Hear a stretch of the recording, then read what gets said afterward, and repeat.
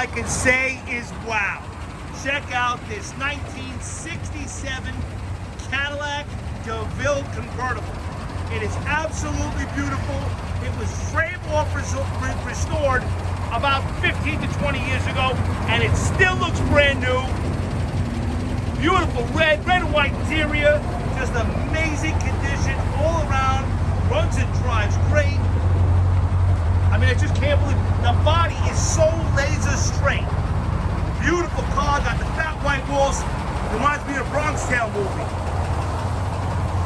Just an amazing car, amazing body. The paint is gorgeous.